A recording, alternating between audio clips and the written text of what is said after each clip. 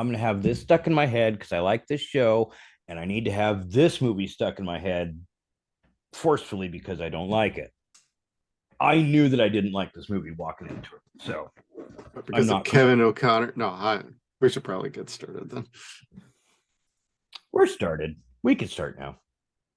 All right, welcome back, everybody, to Zero.Point Reviews. This is Kevin, and I am Jeff, coming at you always. We are reviewing Deep Rising, 1995's, directed and written by Stephen Sommers, just before he did the Mummy movie.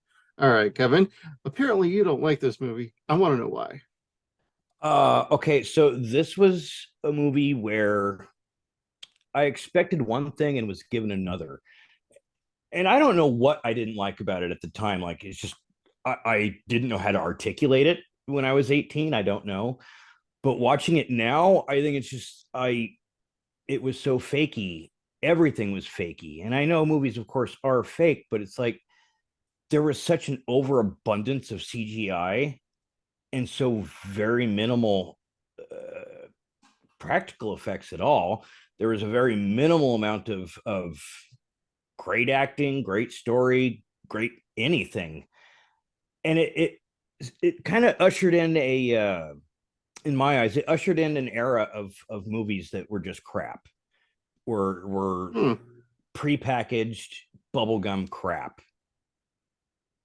The 80s really started that too, but this was another time. But so by comparison, did you like Virus more or Deep Blue Sea more than Deep Rising? uh Virus was I did like Virus to a point.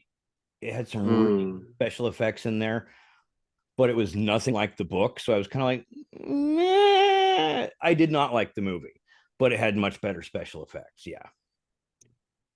Yeah, well, I like this movie a lot. I've owned it since VHS days, VHS, DVD, Blu-ray, and I saw this in the theaters, and I think it's one of the most fun, entertaining movies out of the 90s. It's a B movie. And yes, I can understand your points on writing's not that great, acting, yeah, whatever. Hey, all around, this is a fun movie, and I had a blast with it when it came out. Yes, the special effects are dated. It's the 90s. Not every movie can have a George Lucas budget or a James Cameron budget, looking at Titanic, but this is a fun one for me. So I had a great time. It's the definition of a popcorn flick. If you wanted something more out of this, I don't know what to tell you, but I did not like Virus. I did not like Deep Blue Sea. I did not like a lot of movies in the 90s. And for me to latch on to like this movie and say like Dark City and The Crow, things like that, those are movies as well you can look at and say the special effects are in this weren't exactly great. Neither was The Matrix. No, no, no, and no. Completely different, except for the Matrix part. That was horrible on all I levels. was gonna say you want to go over the slow motion in that one because the special effects are bad. The bullet time wasn't as bad as, say, the fight scenes in the second Watch it one. now. I never liked it, but Okay. at least I didn't find it as to be as awe-inspiring as most people did. Like, it got really repetitive after like people were parroting it so often for a year, 2 years. But no, it's this, there was nothing real. Like, I can't say that it had the great special effects or fun special effects because everything just looked like a bad cartoon. Like, very bad coloring. For one thing, like the green screen was fucking crap in this. Absolute crap. And I could say that about it. Most of the movies made around this era. So it's like you got to understand, like walking in, not every movie, like I just said, I mean, I'm not gonna bust your nut about this one, but like seriously, like most of the movies at this time had the same problem with special effects, and you either took it with it and rolled with it at the time, or you didn't. You can even look at like even the Mummy Returns and the Scorpion King later on from this same director. Those special effects in those movies are worse than this. So if you want to, get down to the nitty gritty on how bad the special effects are, you know, right from the mid 90s, early 90s, straight to the mid 2000s. everything looked like a goddamn video game and it didn't take place. But I felt honestly that there were some practical effects in this, and when they did do them, they were really good. They had the talent on here to do a better job with the special effects. There is definitely room for improvement.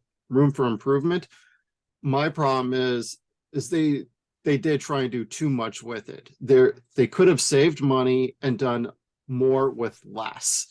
They kept showing more and more of the creature. I would have preferred it if they kept it a little more resolved, a little more restrained, show little bits and pieces here. You could have done the Tremors route where you did a lot more of the practice, especially the up close shots or like within frame shots. You can do fine when you're going wide, like a wide shot on the screen or in the ballroom when you have the big reveal of the main creature. That's fine. It's Lamagra from, Blade. It's what it is. It's just the way it goes. But if you want the full shot of the creature, that's how you do that on that kind of you save all your money for that effect, and it could have been amazing. So I do agree with you, but I also disagree at the same time because it didn't kill the movie for me. I just accepted this at the time on a big screen. This looked great to me at the time, but by comparison to some other movies, yeah, they could have done better. They definitely could have done better, but they could have done better with less. Yes, they could have. And I kind of blame ID4 for that. Like after Independence Day came out and had great special effects in the daytime, everyone was kind of like, well, fuck, people are going to want to see the horrifying thing in the day. The dark's not going to fucking cover us anymore. And so then, yeah, you started getting the really cartoony looking stuff because you were getting more detail that they can't actually physically make costly or cost effectively. But I Zero.Pointed just thinking about that already. It is video gamey, but what I think, again, trying to articulate it as an adult, I went into this expecting a horror film, kind of like The Mummy. I don't like Summers' movies. Like, I don't. With the exception of fucking Odd Thomas. That's a dope fucking flick. But things like this and The Mummy specifically and Van Helsing, I went to go see a monster movie, not a comedy action flick that had monsters in it. And I think I expected more, something different at the time, scarier, more violent, more intense. This had a couple good scares in it, but I would not classify this as a horror movie in the slightest. I'd call this more science fiction action comedy. Now I can really understand what you're saying. Like you were expecting a horror movie here, maybe with a little bit of comedy in it, a la like a Tremors, but like you only got like the comedy part of it. And to be honest, you got Kevin O'Connor in this, who I find to be completely annoying in most roles he's in. I don't like the fact that he survives to the end. Spoiler alert, I didn't like that at all. That's one of the big missteps in this movie for me and actually is irritating. However, I felt like I lost track of where I was going, but like Zero.Point. No, I got it back. Science fiction movie. I like Deep Rising. I think that's my favorite Stephen Sommers movie. I think it's his best one. Odd Thomas, I've never seen. However, I've seen The Mummy Return, G.I. Joe, Rise of Cobra. I like the first Mummy only because it should have been the George Romero version, like they did with Resident Evil. George was going to do The Mummy. Well, nope, we don't want it too horrifying. So we got an action adventure in the style of Indiana Jones. I liked that. Doesn't mean I didn't want a horror version. It just means I liked what we got. Same thing with Resident Evil with Mila Jovovich and Anderson for that one. George would have done a horror movie. I would have preferred that, but I also really liked the very first Resident Evil movie. After that, I don't like any of them, but I still like them enough to own them and want to watch them. They're guilty pleasures for me. I shouldn't like them, but I'll watch them and I own them. So it's like, I go to that and it's like, sometimes I have to reel in my own expectations. So I go into a lot of these movies thinking like, okay, how did you market this? If you market this like a horror movie, I want a goddamn horror movie. For me, when I saw these trailers, I'm like, that's a science fiction comedy for me with some action in it. And I was pretty pleased with it for the most part. Hell, I love the ship blowing up the fucking end. That was pretty fucking wicked. And then the ending, if you weren't paying attention, they land on an island, which was actually going to be the prequel to the Kong movie that Stephen Sommers was being lined up for. But that never happened, and we ended up getting Peter Jackson's King Kong instead. Say So what this you was a will. prequel, but not in hindsight that they never lined the stars for it. So this was not the prequel. But that was supposed to be Kong Skull Island. Thank God. Say I think what you're a you little will. harsh on poor Stephen Sommers. He's not that bad. Yeah, he is. I mean, we can go back to Tom and Huck. We can go to the Mummy movies. I like the Mummy movies. Van Helsing, which again, I had the Okay, I'll same give you problem Van with both Helsing. of those. I went in to see a Universal monster movie Yeah. and came out seeing some Jack Diddley shit.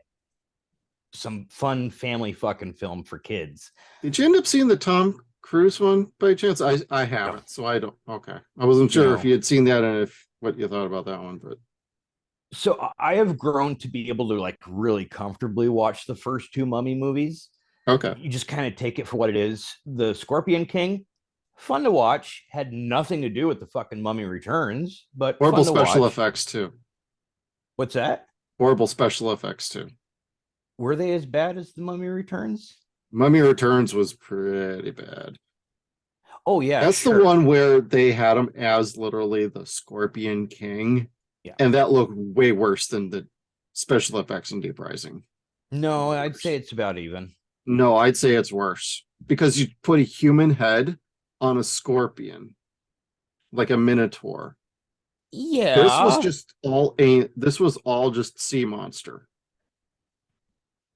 It was No, very. I It won't was. accept that. No. Look, that is caca. Like that's very two different things right there, and it showed horribly. I would tell you pull up the Scorpion King from The the Mummy Scorpion King Returns was the 2, and it same looks type. way worse than that. It okay, so maybe this was drawn better than that. Probably. But that's about as far as I'll give you because this is a wonderful image of like a sarlacc mouth, but the rest of it is like you're put in there really forced like, and they did that with so many scenes. Some of them were really good, others were really just not so much. Like this here, where they finally show the big monster, you're like, oh hey, it is one big thing. But they weren't really clear exactly on what it is, like up until this point. And I think that's because they didn't know until they fucking finally finished editing. Like, was it a multitude of tentacle monsters? Was it one tentacle monster? Was it an octopus? And it's like you don't really know until this scene where it grabs him, like straight up grabs Treat Williams and lifts him up. Well, you have the owner of the boat claiming it's the Toya or something like that. Like every 4,000 feet, it grows bigger and bigger, and at 40,000 feet, it's big enough to eat a shark whole, but it doesn't really eat anything. It drinks it. And I was like, okay, thank you for the scientific explanation, you asshole.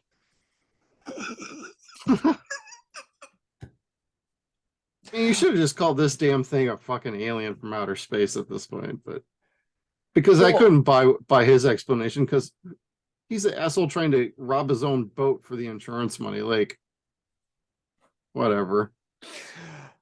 How does he have this fucking information?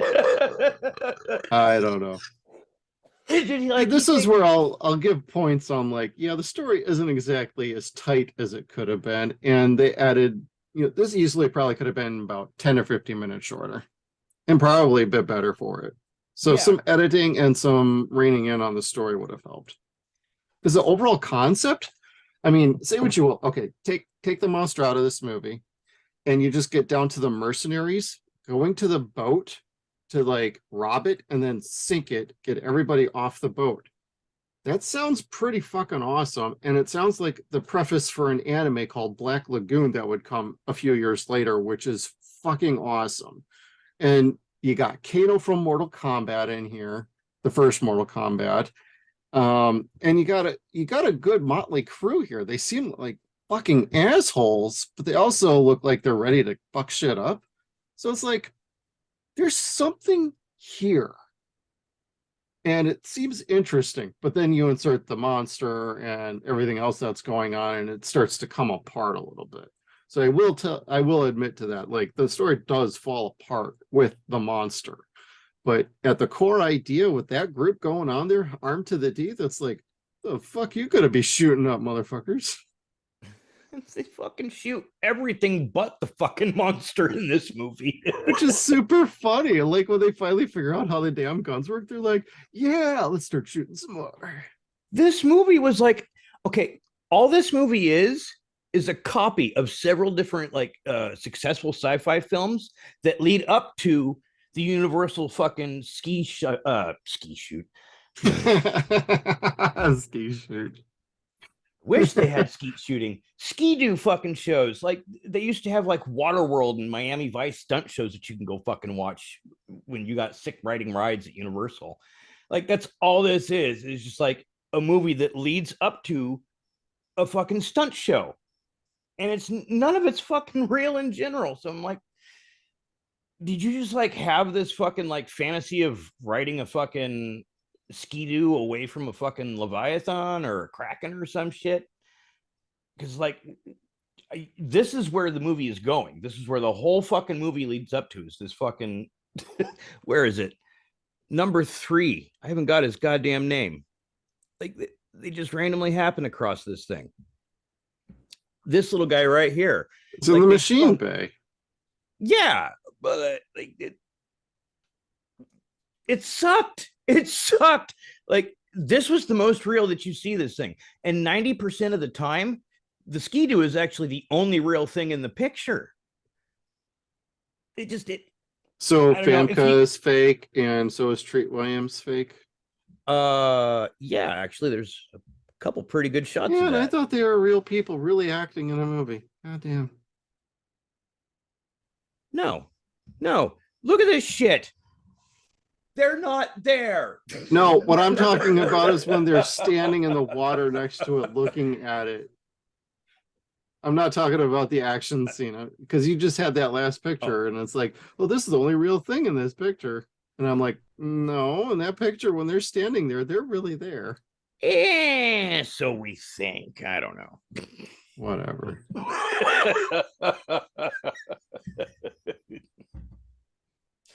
All right, everybody. I want comments below. Like, you got to let us know. Did you like this movie? Did you not like it? Was the CGI that bad for you that it just took you out of the movie? Or were you able to put up with it due to like suspension of disbelief and it being a popcorn movie? We want those comments below about the special effects and what you thought of the movie. Well, I mean, yes, of course, I want to hear that too. But my ongoing problem with this flick, and this is what we started to talk about, is this is where you see an entire movie that should be a horror film, but it is, again, it's not, where they take all of the scariness or all the scary aspects of the creature, the suspense, the horror, everything. They take it out and replace it with something digital.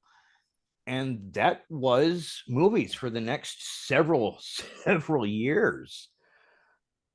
And it put a lot of good makeup artists out. And it was always just trite, and they used it wrong. And like it didn't sit well with me then. And looking back on it now, it's like, oh, okay, this is where we're kind of like, fuck it, we're gonna go all the way with this digital shit. Yeah, this is kind of the beginning of that genesis right there. I mean, there were some practical effects in here, like the ballroom filled with the dead bodies everywhere. That was not CGI. Where they were all strewn about. They also had a few action scenes that did not involve too much CGI. How many there were? I could probably count on my hand how many of those were in this movie. But like, there were some fun scenes like this, like he's showing right now. It'll flip over once he starts talking though. Oh, sorry. So, like, this is where like they cued everyone to just fucking go nuts, like it was an episode from Star Trek. An episode of Star Trek. Well, just before you continue, Dean Cundy, famous cinematographer for John Carpenter and color timing and everything. He was the second unit director on this movie. So anything that didn't involve the main stars, he was directing. So things like this were under his watch. Huh. You Well, must not have watched the credits. no.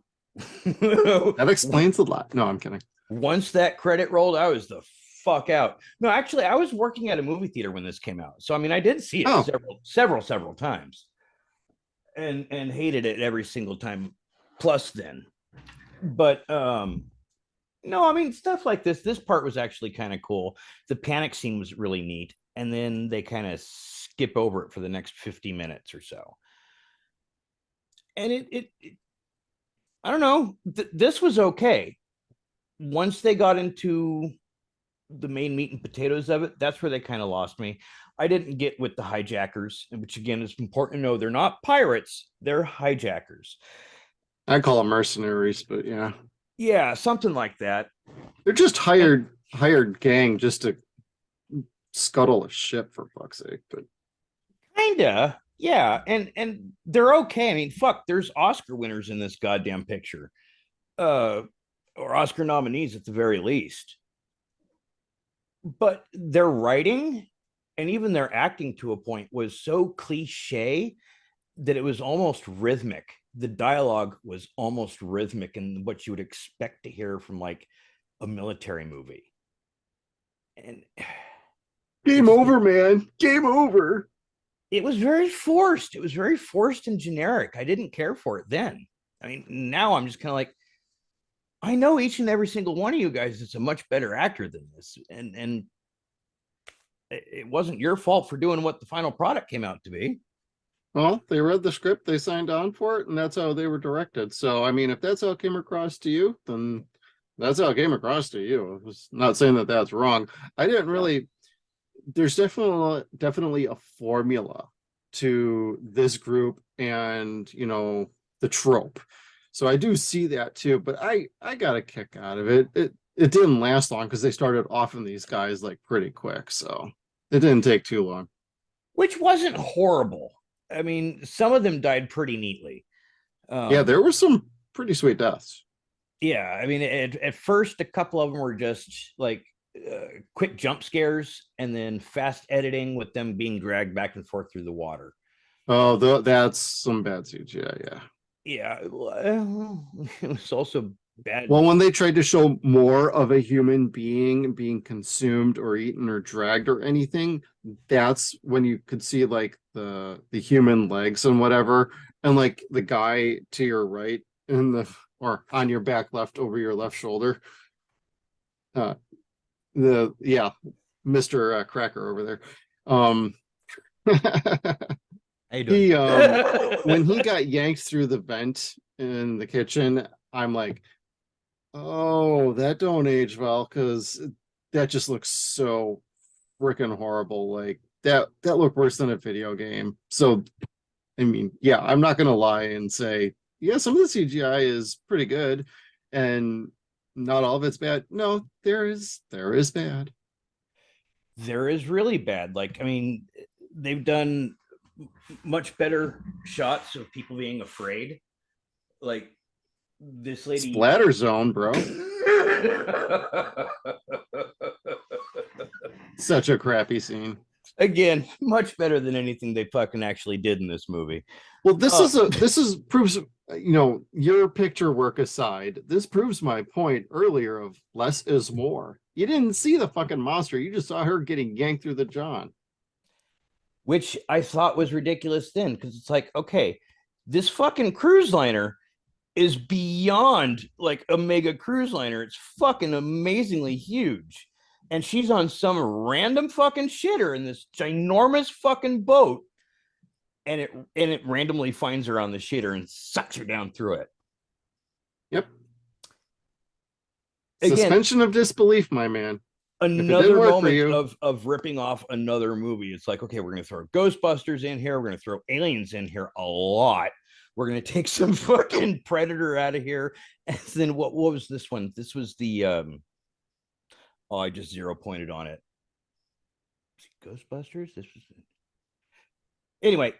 He takes a lot of scenes from other movies and kind of refurbishes it in this. And then, like I said, goes up to the Ski-Doo action, and it's like there was more that could have been happening here, more that more better action, more better.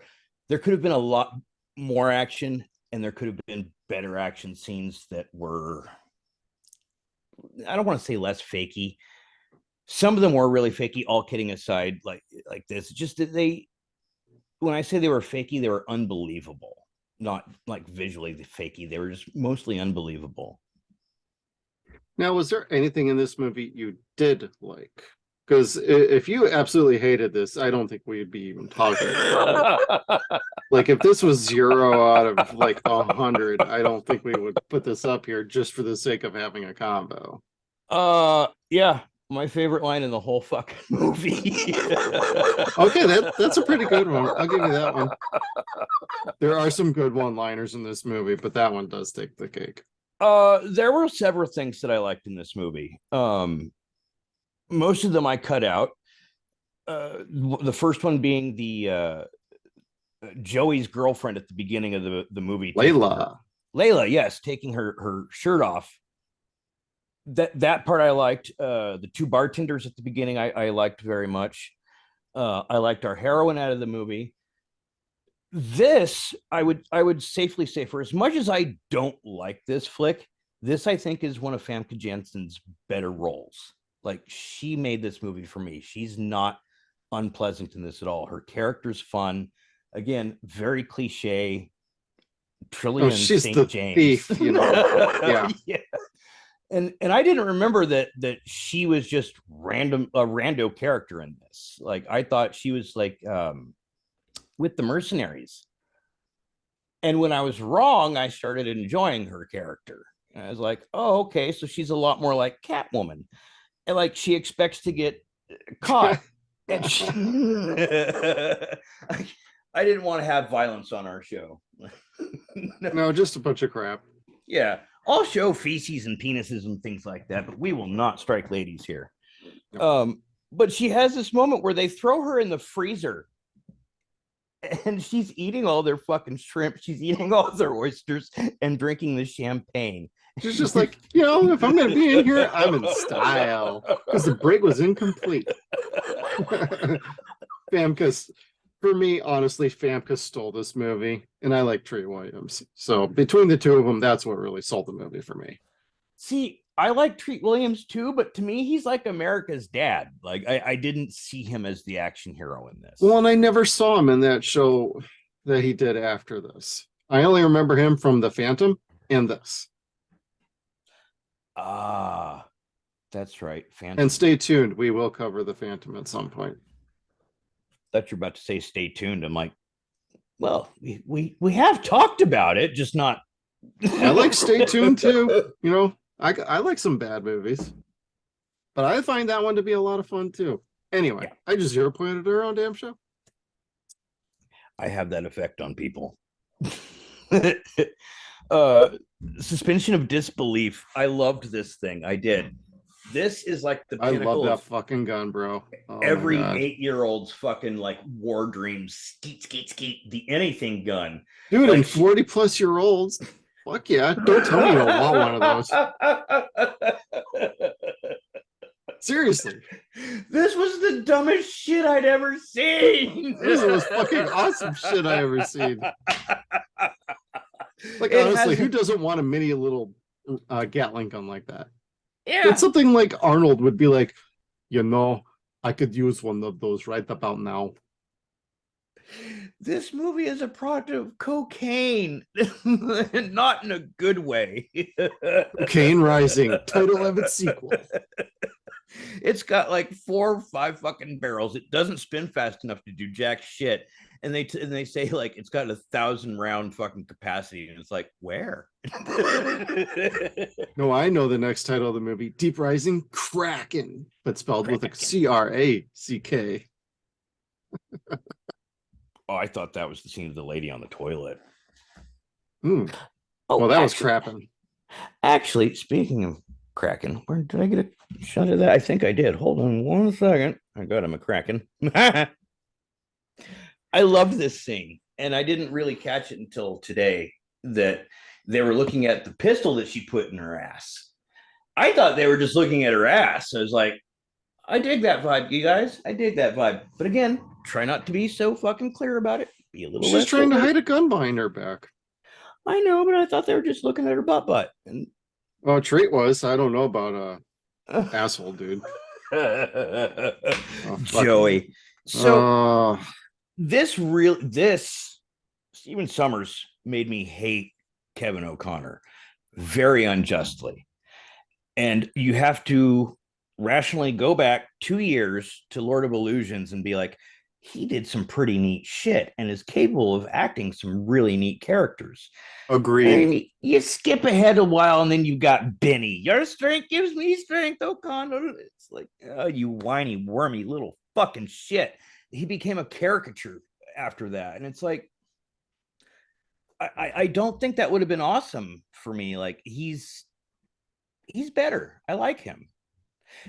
I know I like him. I didn't like him then because of how he was generally portrayed. He got typecast after this. Yeah, I couldn't get on with this character in this movie. I found him too annoying. Even when it first came out, I could put up with it and tolerate it because I felt like the rest of the movie was doing fine. But whenever he was on, I'm like, oh dear God. Oh, what's that song? It's the girl from Ipanema. And then he started humming it because it was stuck in his head. And I'm like, somebody shoot this fucker.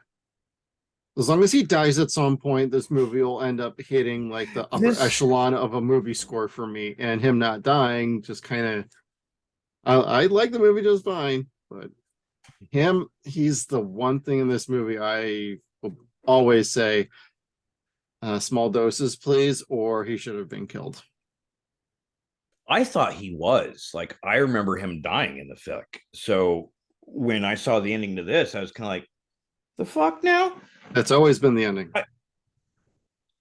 I don't know if I watched it psychically, the original script or the original version, because initially he did die, and preview audiences didn't really care for that. They liked the character. I'm like, really?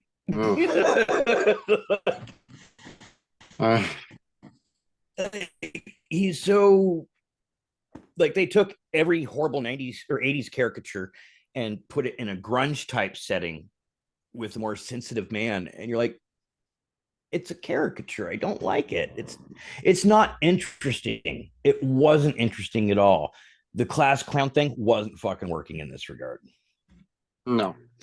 And if it was, it would have been in smaller doses. I think it would have worked until his death. Yes. But it's the fact that the way that they brought him back, like, so again, bringing him back had to be done in reshoots. So this was probably months after the movie fucking initially finished. But it ends pretty well with, these two about to work out some parental issues. And then they stop because you hear, "Oh, hey guys, it's me." And it's like, well, she yells, again, like something bad was happening. Like one of the evil dudes had survived or something, or the monster was coming to shore. If they had done that, like a la Creepshow, where the damn creature just suddenly jumps up on the beach, that would have been pretty fucking wild. That would have been awesome. That would have been awesome. The monster was okay. Like, as a thing, it was okay. It wasn't very clear until the end what the fuck it was. And again, okay. It didn't work out well like Jaws did, or like you said, Tremors, because you did see a lot of it. They just didn't tell you what the fuck it was until, okay, it's a mutated mollusk of some type. I don't know. It looked cool. It just wasn't cool for me, like conceptually. And I don't know what I was expecting. Like I wasn't necessarily expecting. You were expecting more. Expect exactly what it would be. It's hard for you to say because you've now seen it like multiple times, but you're expecting something more than what you got. So when you saw what was happening, you're like, it's not really what I was thinking, and it's not really working for me. So what you got delivered isn't it wasn't what you were hoping for. And when you did see it, you're like, well, still that doesn't work for me. So it got you on two different levels. Yes, and again, it's the same way that, like I said, with the other franchises of his, I wasn't expecting an action comedy. I don't. I mean, I can't say I've got anything against action comedies. Like, I like The Rundown. That's a fucking dope flick. But I went into that knowing that it was an action comedy. It was just a movie of like Stifler being Stifler and cracking jokes at Rock. Well, I guess there's So a few movies to cross off our upcoming list. But like this, some of this like made me really laugh. Like they're in a cruise liner, but like 95% of the movie, they're in like submarine tunnels. And they're shooting guns nonstop, these 1,000 round fucking rifles in these metal tunnels, and no ricochets are going anywhere. Infinite ammo cheat code engaged. But to go back, this is what you were talking about before. I cut out the picture that had the whole room of dead people. This is the practical effect that they used. This And stuff is dope. yeah, this looked really neat. This is the type of scene that you would see in the larger background sets to The Mummy, where they actually did do neater looking things. But they didn't apply that to the main creature, and that's where you're just kind of feeling like, well, this was cool. Why couldn't we do the other thing? I don't know. It looked neat. It was gross looking because it was slimy. It was sticky and viscous. And that's just not what we got. Like, it looked more like this, and this is Steve's friend that in real life is his best buddy. It became very cartoony to where basically what this was, it looked like green screen or paint on the side of his face, and they drew things in. Now the scene isn't the worst because the teeth and the tongue move the same way that he does. So I mean, it wasn't a bad job. It was just very, very noticeable. You know, because they were doing the green, right? They had a little path where they had to do all of this at, because if you're looking at that, part of his mouth should actually be kind of missing. Yeah. Yeah. And I'm sorry, that kind of moves as he turns his head. Right. Again, this was ILM that worked on this fucking movie, so you can't be like the special effects team sucked. It's just the special effects at the time sucked. We're very, very limited. Unless you wanted to spend like 2 years doing post-production. And I'm sure they did not. No. Like, this isn't Star Wars, like this was not going to be like Phantom Menace, where they spent like literally a year and a half working on CGI. Yeah, and some of it looks okay. Like this scene Like here. this, yeah. But when he gets yanked through the oven hood, that's when it gets ridiculous. Yes. Yeah. That's where you're kind of like, yeah, okay, I guess. You take the good with the bad with a lot of movies from the 90s. That's just the way it was. That's how we grew up with these movies. We watched movies in the 80s where there was none of this shit. That is true. Like, and I think what we're learning as we go further along with this show is things were a lot cooler to us because we didn't know any better. Like, we didn't have a level of comparison by any means. So is this movie dated with the CGI? Yes, it is. But it's still not as good as movies that came out prior to it using the similar technology with the blue screen and whatnot. Like Clash of the Titans is way better looking than this. And that's was what, 81, 80? I don't know. That's a good question. I Yeah, have it I as think it on was, my I shelf. think it was. I can't think of it off the top of my head. Well, speaking of which, speaking of the Kraken and fucking whatchamahoo's, it's like this thing basically looked like the Kraken from the remake of Clash of the Titans. Oh, I hated And that that's movie. yeah, and that was basically God of War with this fucking thing. It had very little to do with the actual old movie, and they just had to have the Kraken in there because it was a character they needed to have in. That's what Right. people were going to want to pay to see. And so I think maybe that's kind of what I was expecting with this guy. And it just with the original Kraken, I mean, a different type of monster. I don't know. I mean, this one was okay. I don't know what I expected. Something real, something tangible that they were afraid of, because really this is really 107 minutes of people reacting to golf balls off screen, and they do a good job of it. Let's give them that. Like, no one's putting out a shit performance necessarily, and everything was new, so they really were just like, oh, look at the birdie. um, they still did a good job. There was just so much of that, like you said. It's like it's constantly from a different angle. Ooh, it was noticeable. And again, they weren't doing a bad job. They were just doing a lot of it to where it was distracting and detracting for me.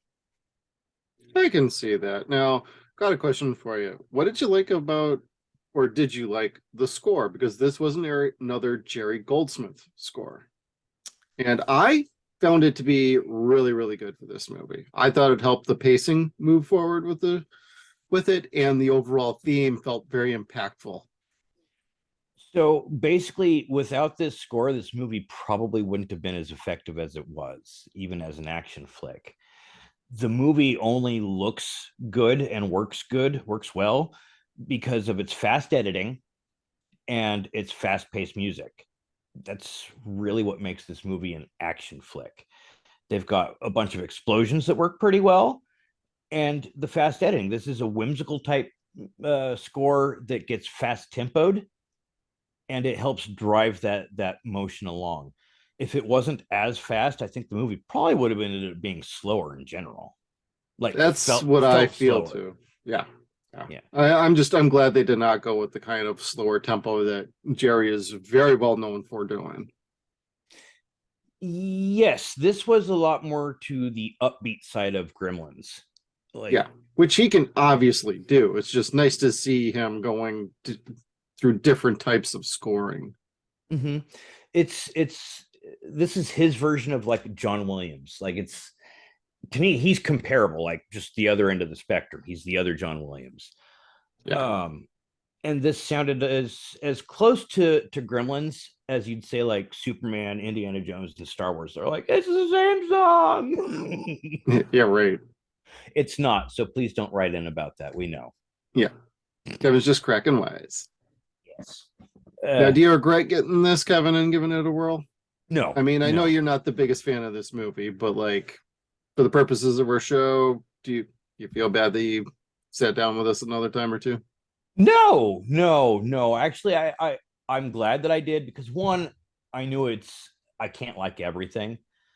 Two, it's probably more interesting if I don't like everything, and I already knew I didn't like this flick, but now I know why. Like, I could more objectively say why I didn't like this movie, and it's not just me being persnickety back then. It's me being able to look back on who I was then, what movies were to me, and then how bad movies got as my life progressively got worse. Gotcha. Um, yeah, but this, I didn't really care for it. It's not a bad movie. Plenty of people like it. Plenty of people like The Mummy and Van Helsing. It's got its place. It's an action I flick. I do not agree on Van Helsing. I might like this movie and The Mummy, but the rest of them, maybe not so much. And again, the only thing I could say is watch Odd Thomas. because Odd Thomas is a very good movie. Like, it's sad that Antoine Yelchin is not with us anymore. Watching this, you're like, he had so many more awesome movies to make as a leading character. It was a good movie, and it's more horror than this is. It crosses something like this with like Dead Like Me. Yeah. If that tells you anything, then that probably tells you there is a really good director in Stephen Sommers, provided he can do a little bit more what he wants to do instead of trying to make something for other people instead, or working under a big giant corporation like a Disney or Universal, where they obviously want something that they think everybody wants, and so he's trying to deliver that for them. That's probably why Yes, everything feels so different, because like based on what you're saying about Odd Thomas, if that's way more horror and you liked how that was done, he's perfectly capable of making a good horror movie then as well. So he could have done this a bit differently. There might have been some other mandates going on, or there might have been other things going on with this movie that I didn't catch any of that in like the special features or any making ofs, like there was any issues, but it doesn't mean that there wasn't. that's true. But I do think you should watch Odd Thomas for the simple sake of looking at the CG and how you feel about it compared to this. Like, would it have been, had he made this back then, would it have been the same problem of like, God, this looks like shit? Would have been less believable? I mean, it doesn't have the most believable special effects in Hollywood or in horror films ever, but it was again much better than this. All right. And Is this is that just a something you want us to add product to of the the time. schedule for 0 points? Maybe, but I just want you to fucking watch it. And and really the last thing that I want to share with everybody, speaking of Universal and the stunt shows. Oh no. Yep, the dummy attached to him. Yep, I know. The dummy with a beard. I'm sorry. Famke is one of the most beautiful women to ever grace the screen. And they put a dummy with fucking 5 o'clock shadow on the back of Treat Williams. Like, what the fuck? I guess he likes this women with a little beard action going on. Oh, I guess they're stuck on that island. To our friends at the Beard Al podcast, you're welcome. But no, this is a movie that if you like action flicks, you'll probably enjoy it. If you like horror flicks and you weren't expecting this, it's probably going to Mm, be the longest 107 minutes of your life. it might be 50-50 for you. It kind of really depends on your particular tastes. Yeah. Yeah. It's if you like making fun of movies, like if you like to watch cheesy movies, check this out. This is a cheesy movie. If you're expecting a good flick, no, not so much. Like, you watch it to riff it, you watch it to just find the cheese or the silliness of the guns and the hijackers, not the pirates. It has its place with certain audiences. And I think despite its flaws, I still think it's a little bit of a better movie than Kevin does. Probably because I've been a fan of this since it first came out. Yes, it runs long. Yes, it could have its runtime reduced. It could have been tightened up, this, that, and the other. Special effects, this, that, whatever.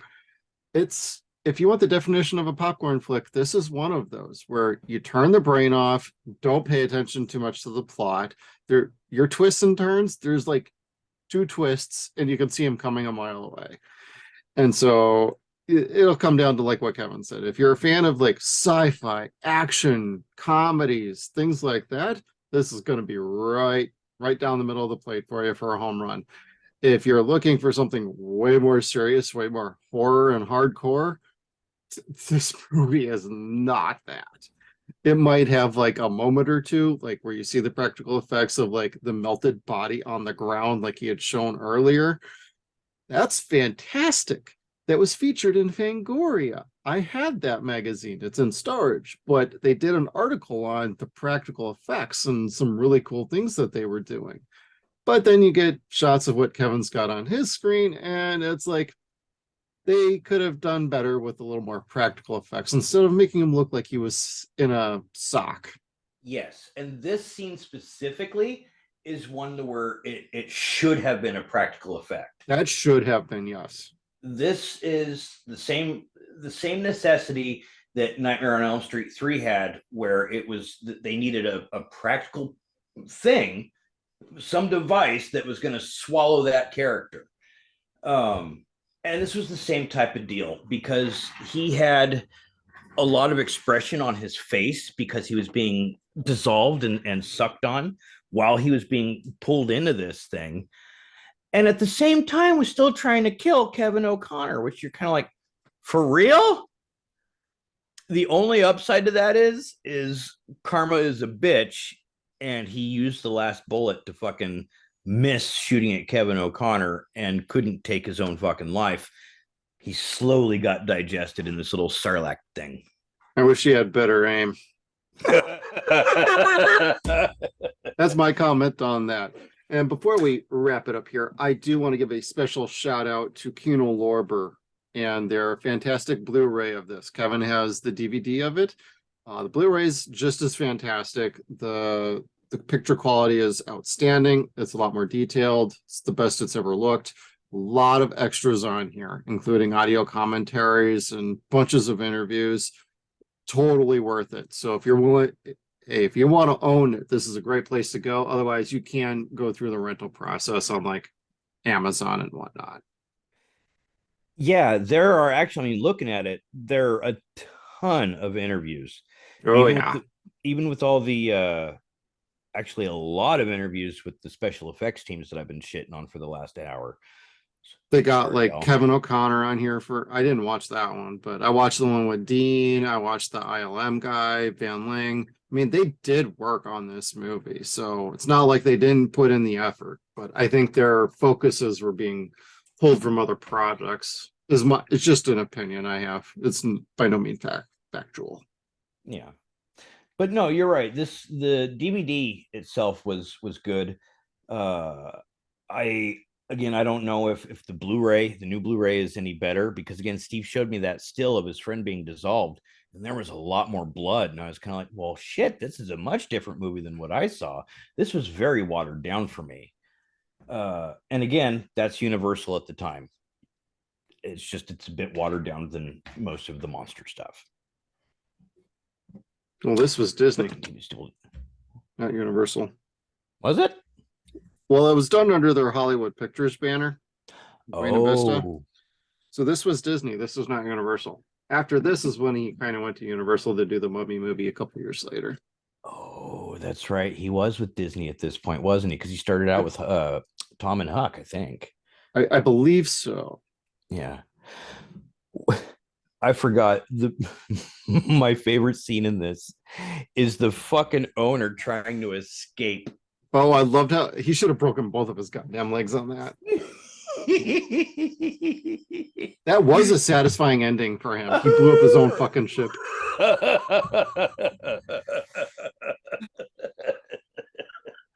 Pop goes the weasel. When it shows him land, like I jumped then and I jump now because it's like you could feel that in your legs. Like his hips are now up on his fucking neck. Imagine if this was an Ash versus Evil Dead style kind of movie. Ew, They were on a God. ship out in the middle of the sea. Hey, that's your next Evil Dead Rise movie right there. Out at sea. But that should have been a fucking Resident Evil movie. Oh, that could still happen. We'll see. They had a video game that was on a ship, and it was unfortunately a rail type shooter.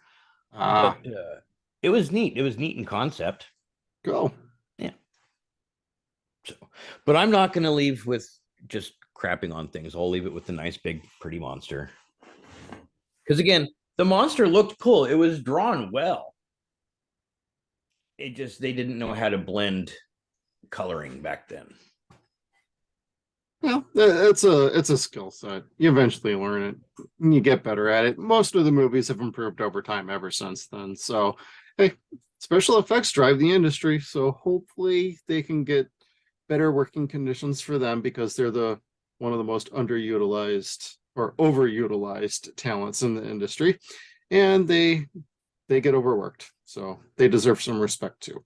Yes, and I'm sorry. This was not a jab at you guys. This is just a jab at the special effects at the time. And the concept that studios went with of going, well, we don't need to pay those guys. Let's just do this shit. And it's just us having fun time with the movie. We clearly had a fun time talking about this. We had a fun time watching it, despite despite Kevin's feelings that he hates the movie. We still had a good time with the whole thing. So that's what it is. Even when I don't like something, I will sit and have fun making the stills. Like I took 90 screenshots while watching this movie. We're talking about it even, yeah.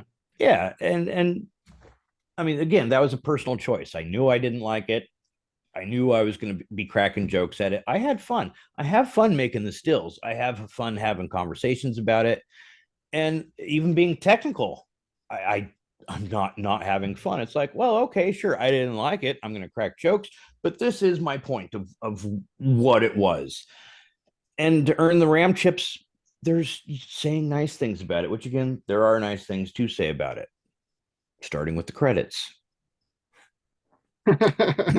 And speaking of nice things, our next episode will be covering Leviathan. So stay tuned for another deep sea adventure with some horror. We are going to roll it right along this whole month. And following up on that, we'll also be doing Deep Star 6, and then we're going to end the month with Jaws. So if that sounds like a good time with us, hey, please stay along for the ride. Hit that like button, comment below. We want to hear what you thought about Deep Rising. And did you like it? Did you not like it? Make sure you subscribe and hit that bell notification. And hey, if you want to support us on Patreon, we're at patreon.com/SunsAndShadowsCast. We want to thank Chad Peterman and Skeeter Slater for being proud Patreon supporters. We'll see you all next time. Make sure you check us out on all of our social media platforms. We got Facebook, Twitter. We are at Suns and Shadows. We're also on Instagram at SunsAndShadowsCast. We are at SunsAndShadows.com. Thank you again, everybody, and we'll see you down the road.